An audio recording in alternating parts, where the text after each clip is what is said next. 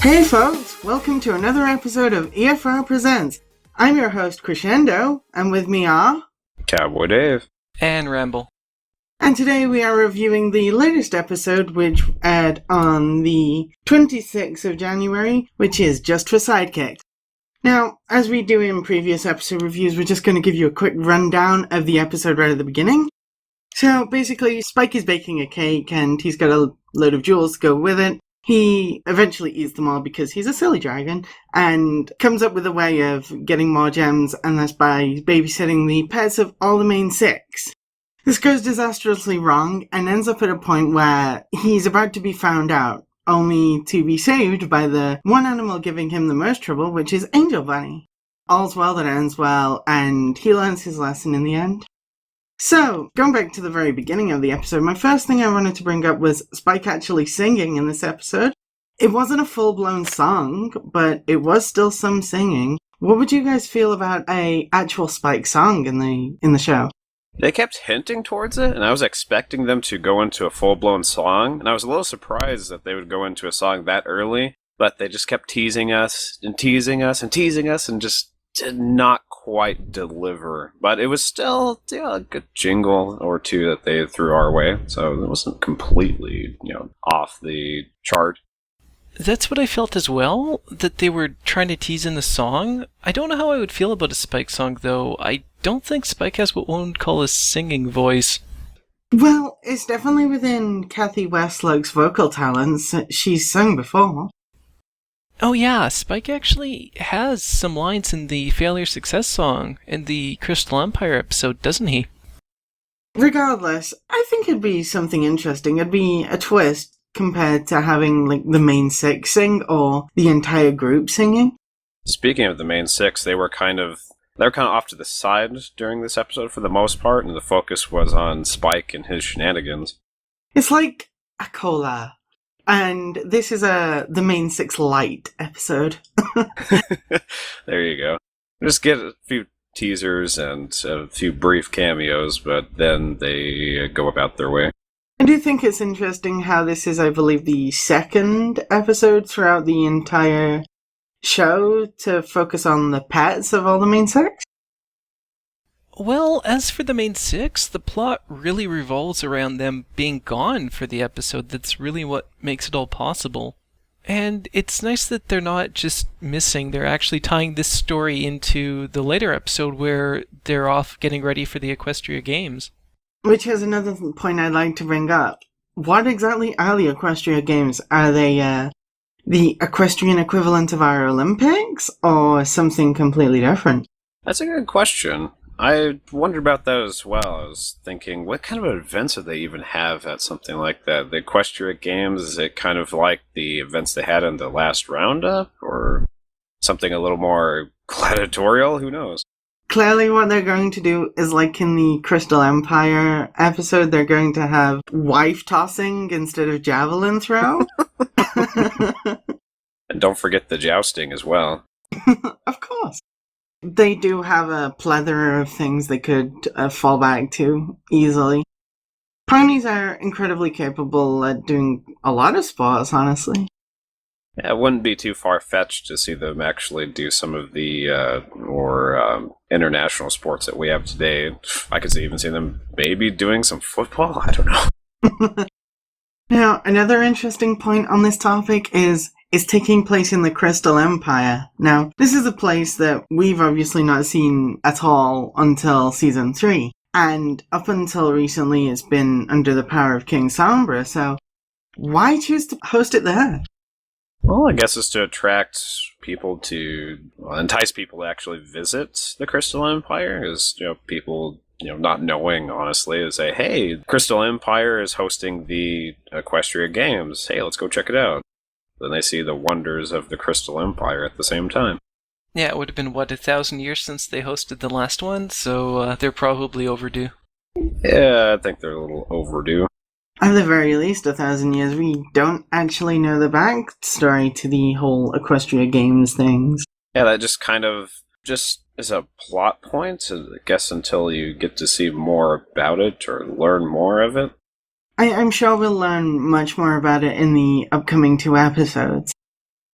I hope so. That's going to be interesting to see how they pull it all together in the finale, but I have faith in the writers and their abilities. Heading a little more off topic here, that reminds me of a funny little badge Pixel Kitties has created. I believe it's Pixel Kitties' own creation anyway, which states, "I believe in M.A. Larson to do well with the finale episode." Good and interesting badge. I'm sure we'll link it in the description for you guys. I believe in M.A. Larson.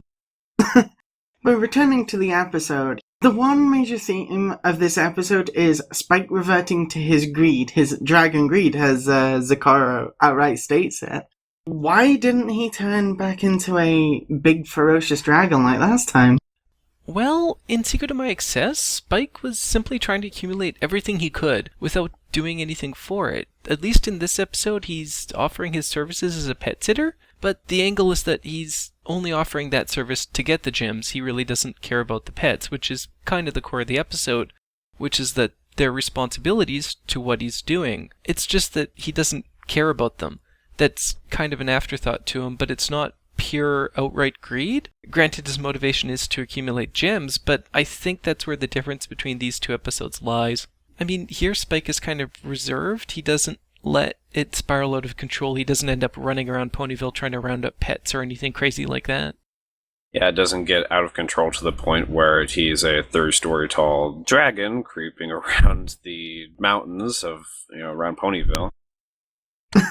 I'm sure that'd make for an interesting episode where Spike has to look after a load of pets, but he's a gigantic dragon and can only hold the leashes with his little claws. Well, his gigantic claws, rather. I just thought of something. What? It just kind of reminded me of a situation like the Hulk. Like, oh no, you put some gems in front of Spike, he's gonna turn into a giant dragon again. You wouldn't like me when I'm greedy. Roar, Spike Smash! Give me gem! Now, another important point to this episode was Spike continually losing the gems throughout the episode, which started with the Cutie Mark Crusaders, him basically pawning off the pets onto them and then taking a fee to get the required items to look after them. And this becomes an important point because it's what teaches Spike that his gems aren't as important as he believes when it comes to looking after these pets. Now, who saw this coming from the beginning? Well, not so much the beginning, but from the moment he had to give up one of his gems to the Cutie Mark Crusaders. I figured he was going to be run out of gems by the time the episode was over, but I thought it was interesting with the Cutie Mark Crusaders how he gave them just the smallest little sliver of a gem, and that was enough to buy an industrial hairdryer, apparently. It really makes you wonder the state of Equestria's currency then. Yeah, you kind of wonder, because, he had that gigantic emerald later on. If that little sliver was enough to get that industrial hairdryer, couldn't he buy half of Ponyville with that gigantic gem? Maybe they rented it. Well, that's a good point. Maybe they didn't rent it. It's true. As far as Spike having to give away the gems throughout the episode, some people were giving this episode grief for being too similar to other episodes we've seen with similar premises like The Stare and Baby Cakes, where a character finds out that taking care of someone is harder than they thought. But I think that the difference here definitely was that his focus wasn't on the caring of the pets. It was just purely the gems. And the effort required to take care of the pets is costing him the gems that he was getting. So in a way, he's finding out that he wasn't just going to get all these free gems. He actually had to put in the work to take care of the pets. I think it became more apparent to him when he was weaving his web to make it all work. He's like, yeah, I'll take care of your pets, whatever, just give me your gems and I'll be on my way. And it gets to a point where his plot, to just take on all these pets and just collect gems is almost discovered, and it's Angel Bunny who almost rats him out on the train, but he realizes at that instant what he's really done and just confesses to it and apologizes. I do think it's funny how the main six managed to be so oblivious to not notice them hiding under what seemed to be quite spacious room underneath the seating on the train. Maybe they actually knew and just wanted to test Spike. So they actually knew. They played it off really well. especially when Applejack sits on Winona. Winona, of course, barks, and it's, oh, my dogs are barking. I was going, really? I couldn't help but giggle at that line, but everyone who knows me knows I love my pun. This is the second episode that Corey Powell has done, the first being Sleepless in Ponyville.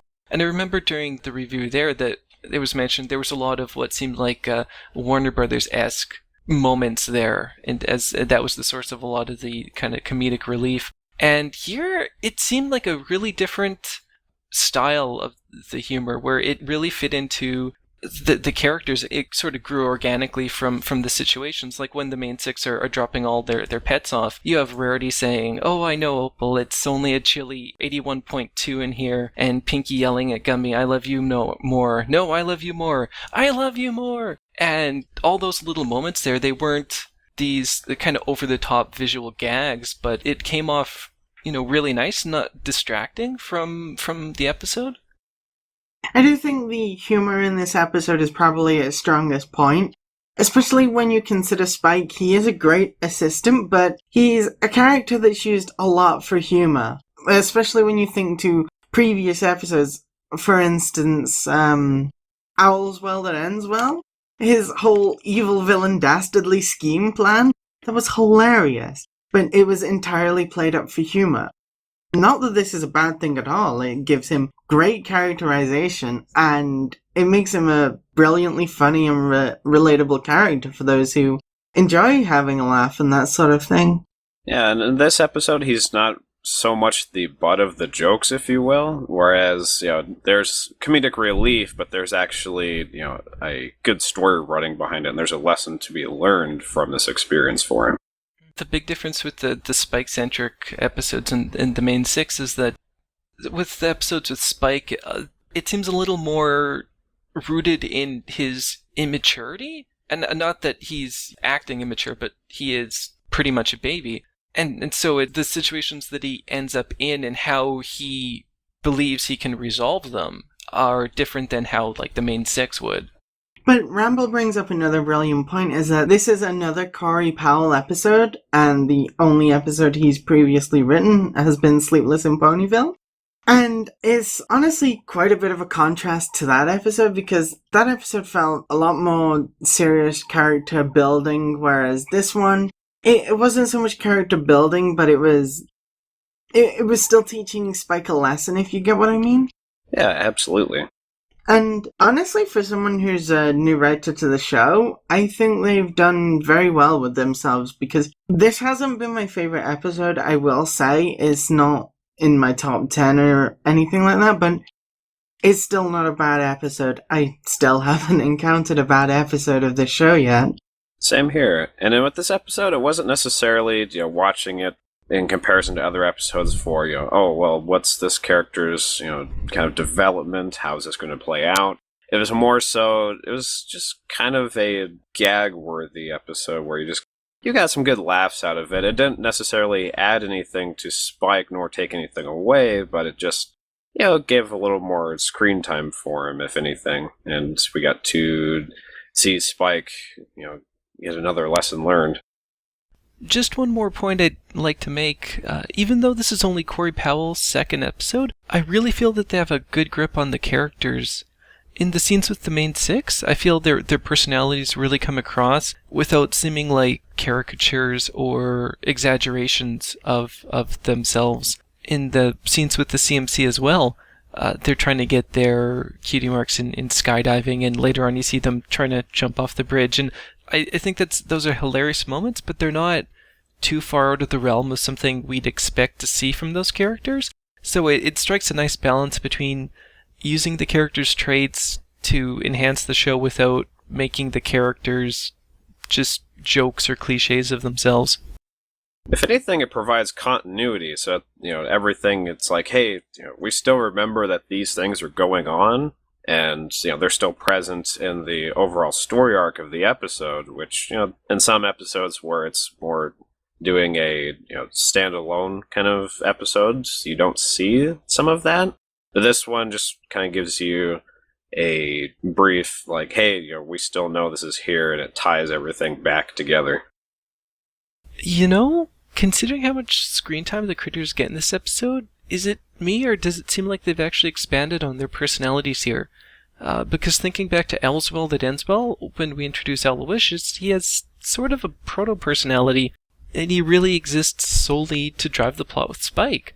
But jumping forward to this episode, right at the beginning, when Spike's trying to bake the jewel cake, Aloysius seems a lot more expressive, and he's actually reacting to what Spike is doing in the scene. Except in a few cases, like with Angel, who almost has his own lines at times, like when he's reporting the flooding at Sweet Apple Acres in Keep Calm and Flutter On, or Opalescence, who frankly always plays the same note. The pets just seem to be there, they exist.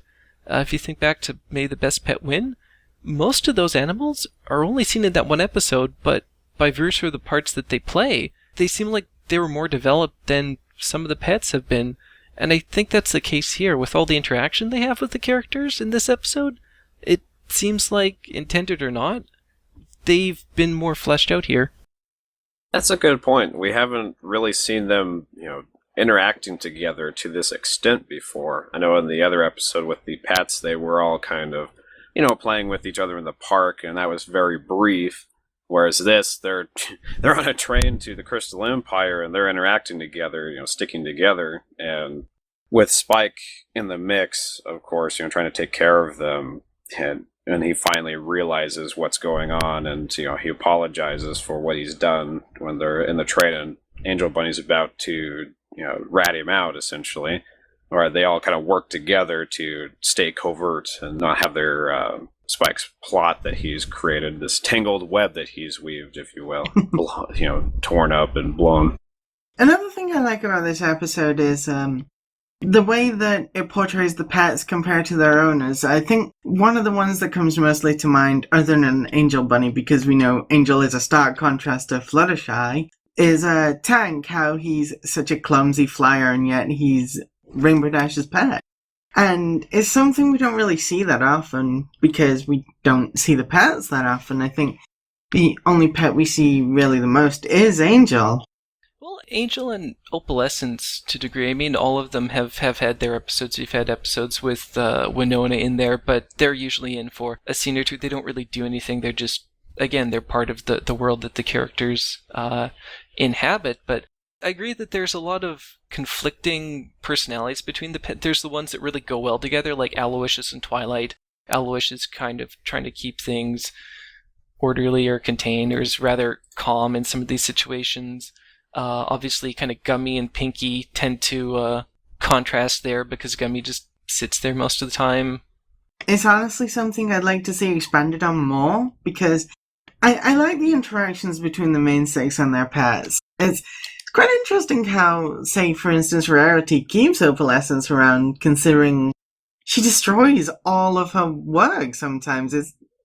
If I were a fashion designer, I certainly wouldn't want a cat living in my studio.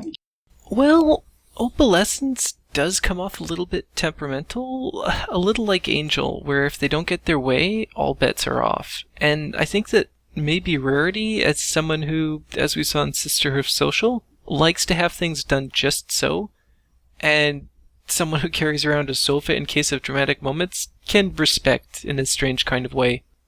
As for Tank, we actually got to see how Tank and Dash came together, which was a really great story, and we understand the bond there between them and the respect that Dash has for him. Unfortunately, it really is easy to see how Tank could be an encumbrance for Dash, and from the writer's point of view, simply imposes too many limitations, which I think is why we really haven't seen the pets in other episodes.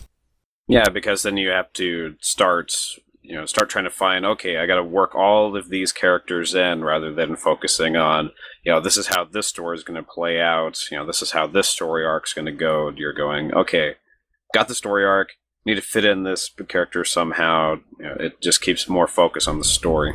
You have to work around them. They're not really helping you achieve what you want through the episode. Yeah. Right. Whereas in this case, he's part of the episode and he's, a major point of it. So that makes more sense to, to have more of that character present.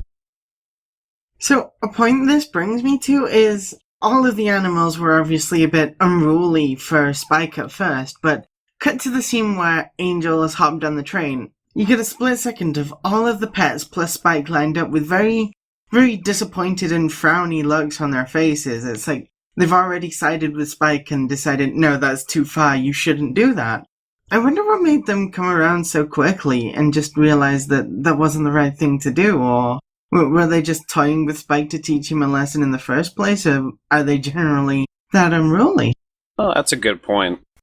A lot of the time, they're not. Winona, Applejack says, gets riled up when she doesn't get her walk, so I think we can chalk up any misbehavior on her part to Spike's negligence. Tank is just kind of clumsy, and Aloysius doesn't really start any trouble in the episode, though he does steal a cinnamon bun on the train. I think Tank steals a donut as well.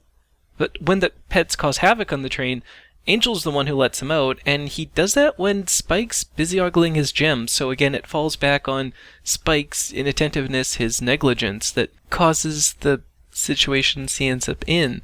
So outside of Angel and Oblessence, I don't think they're really trying to cause a disturbance, but for those two it's kind of their character, it's what they do. So, what do you two think of Angel's overreaction, as I like to put it in this episode? Because Spike isn't a bad person. He may be a little tunnel visioned with his goal of making the gemstone cake, but Fluttershy could have left Angel with a lot of worse ponies, basically. Well, the key here is that Spike doesn't care about any of them, right? And Angel is having none of that. He's basically calling Spike out on what he's trying to pull, which is just to pretend to take care of the pets so that he can get all these gems.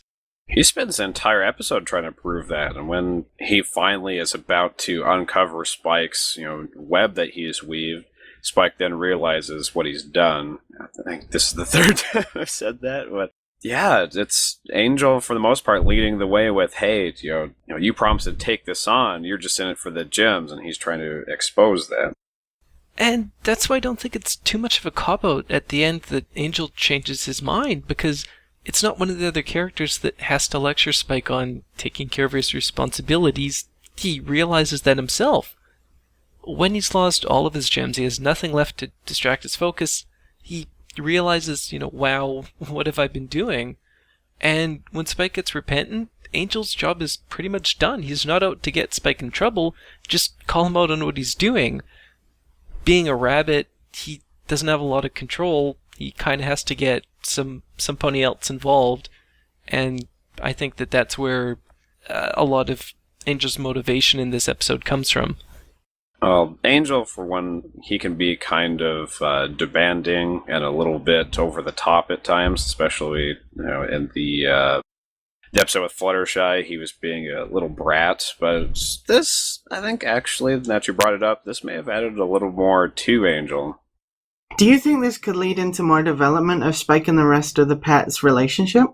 I think so, especially when they kind of were on the same page by the end of the episode. They were working together by the final chapter. Well, I touched on earlier how a lot of the time the pets are a bit of a liability for the writers when it's not furthering the plot. A 22-minute runtime doesn't leave a lot of room to add things in, but I can definitely see them throwing it in there again, simply because the show is really good at maintaining continuity. Yeah, even in this episode, there's a shot with Big Mac and Cheerilee, and a lot of people are excited because, does this mean they're still together? They're not really eager to throw things away on this show, so I can definitely see them touching on the relationship between Spike and the pets again, even if it's not a major focus. Yeah, some of them are Easter eggs, if anything, like noticing the in the clubhouse with the Rainbow Dash balloon off to the side in the Cutie Mark Crusader clubhouse. Speaking of little Easter eggs like this, did anyone else notice Screw Loose's appearance in this episode? And the little entertaining part where Screw Loose looks all fine and happy and her nurse is accompanying her, and then Winona barks. And the frightened look on the nurse's face is just terrific. I did catch that. Again, that was it was good for continuity. So, I have one last question, and that is, how do you two feel this compares to other Spike episodes? I would say that even though this episode doesn't really seem to forward the characters too much, and like I said earlier, almost seems like a regression in a way that we're revisiting Spike and his greed, this episode isn't really a lot of different characters, also Spike. It's Spike and characters that can't talk and are relatively limited in their actions. Necessarily, the focus is more on Spike and his actions. Also, in both Secret of My Excess and Dragon Quest, there was a lot that ends up being thrown at the viewer just to make the plot work, whether it's about dragons and their greed, or where the dragons are headed and why they're going there and why Spike's going to join them. And it almost ends up reversed, where Spike is just there to make the plot work, and the episode really isn't about him. And I like the balance. I love the balance that this episode strikes. Having the main six, having the CMC, having a lot of other continuity, but never detracting from Spike running the show.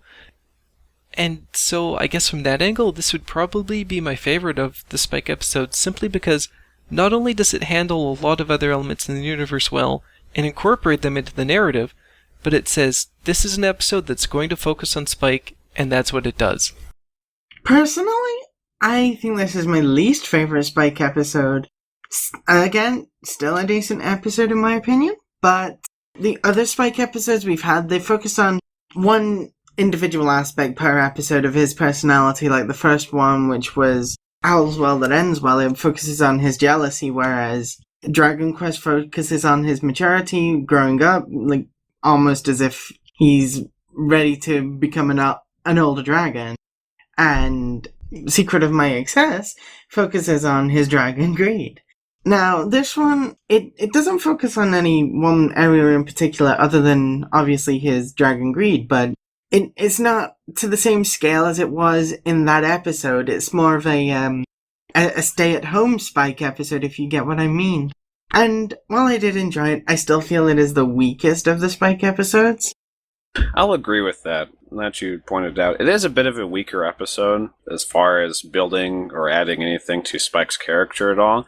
But for what it doesn't add, it doesn't take anything away either from Spike. If anything, it's a lesson learned for Spike, and what it may lack as far as character development, per se, in this, it makes up for it in the comedic gags that we see along the way, Spike's interaction with the other pets. It's a good, entertaining episode to watch. So, this brings us to our grand finale of the episode review, the part where we get the scores. So, how many gems out of 5 would you rate the episode Ramble? I'm calling this episode a solid 4 gems out of 5. It gives proper attention to Spike as the main character. We have all of the main 6 present, and they all have great little moments of interaction with their pets. There's wonderful antics involving the CMC, and throughout the episode there are plenty of laugh-out-loud moments without resorting to downright slapstick. It works as a funny episode, it works as a thoughtful episode, and weaving itself into the Equestria Games narrative, it anchors itself nicely into the timeline of the series. It may not be the best Spike episode, but it hits the right notes all the way through. So, what about yourself, Dave? I'd have to give the episode a 4 out of 5 as well. If anything, I've said this before, it doesn't add anything to Spike's character, it doesn't take anything away. It just brings continuity throughout the previous episodes, and it's just comedic and enjoyable watching Spike interact with the other pets. And it's, like I said, may not add anything or take anything away, but it's enjoyable to watch, and that's what counts for me in this one. Sadly, I'm going to have to give this episode a 3.5 out of 5. There were some great aspects to it, especially the humor. I was in stitches at some parts, but going back to the greed aspect, I'm not so sure on. I suppose I will say, I feel that the plot didn't drag on, and I hope I don't get fired for that pun. But I felt it was a little bit reused, and Spike should have already learned his lesson in Secret of My Excess. Especially over something so trivial as a cake. But all around, it was still a decent episode. It's still worth watching. I suppose now and then we just need to be reminded of the lessons we've learned at times. That is true, and it has been a full season since last time, but we don't really know chronology between seasons or even episodes. Could be 1 week after the Dragon Greed episode for all we know. But again, I've not met a unenjoyable episode of this show. So 3.5 from me and 4 from both the boys. So, that everything we need to say on this episode? I think that covers everything. Well, that's it from us. I've been Crescendo. I've been Cowboy Dave. And I'm Ramble. And stay tuned for more EFR Presents.